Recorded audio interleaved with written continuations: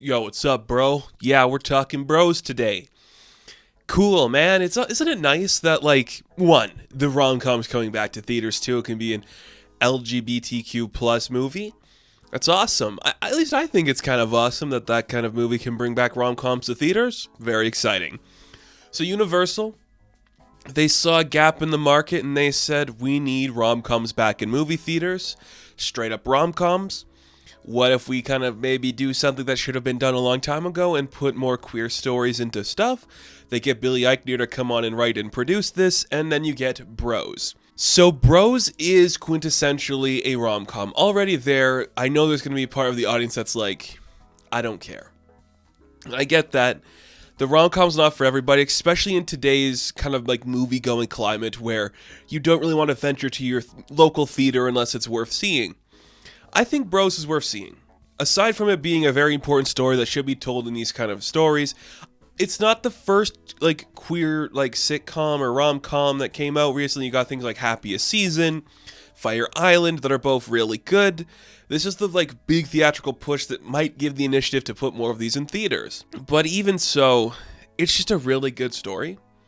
It's a smart kind of meta-narrative where they get this podcaster who is a little abrasive, a little over the edge, a little bit controversial, kind of very loud in his opinions on how you should depict things in media and talk about certain exposures to, the queer story. And he's asked to maybe write a film, but as the story goes on, he gets to work with this museum that's curating the history of LGBTQ people.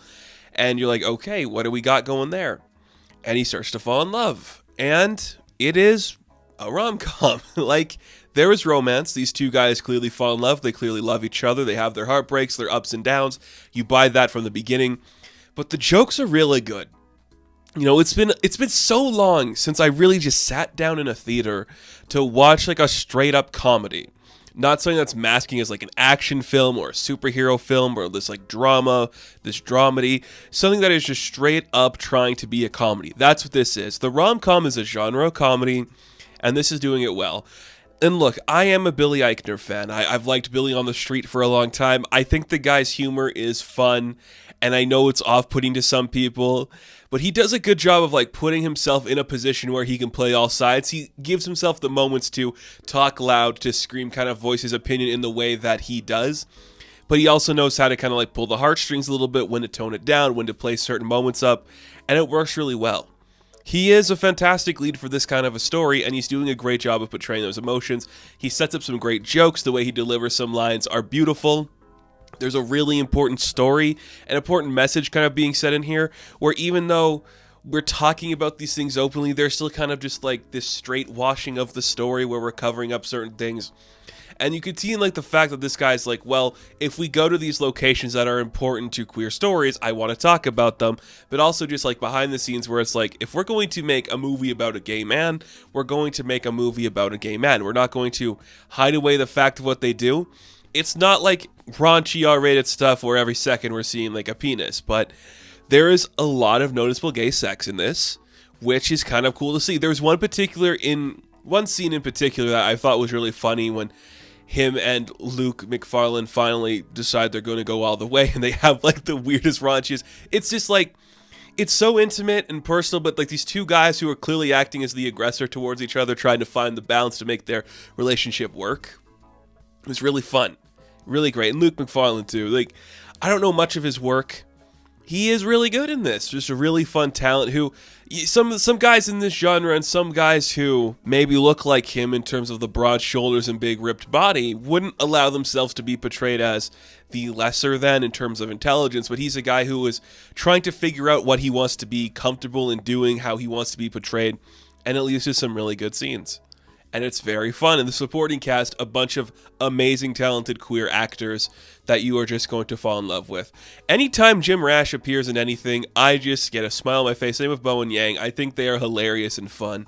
I love seeing all of that. Beautifully directed. It does play exactly like a rom-com should. It's not pulling any punches. Okay? If you get the beats, you know how this is going to go. It's not going to try to sway you away in any other direction. It is just straight up a rom-com, with some cool history interjected in between, with some cool stories it can present, and some really funny jokes. This film works I think on every conceivable level. There is very few things wrong with it, the very few things that don't work. Every part of it is just doing what it needs to, and it's servicing itself so well, so poignantly, so beautifully, that I left the theater with a smile. I was like, this is what I want to see. I like a good rom-com, but we're in this era where like the mid-tier movie no longer comes to theaters anymore. It goes straight to streaming. And the fact that this is not performing well at theaters currently, it's having a lower expectation than people thought. I think it's going to be finishing 4th in the top 5 for a new release that is a romantic comedy. That kind of sucks. Sure, there's already some stigma about it from certain people, but this is a powerful story that needed to be said. It is a step in the right direction, not in terms of just queer stories being said, because that is the biggest step it is taking, but just in terms of like getting these kinds of movies back into theaters. It is doing all of that. And any film that can turn Billy Eichner into a movie star is worth checking out, because the guy is just so clearly not what a movie star looks or sounds like. But if we tell these kind of stories, as we should, he's the direction. And that's awesome. I really liked this movie.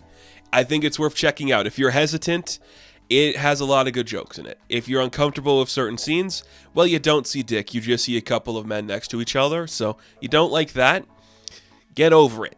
You know? It's just bodies, man. None of it really matters. But this does, and it's worth checking out. So, bros. What's up, bro?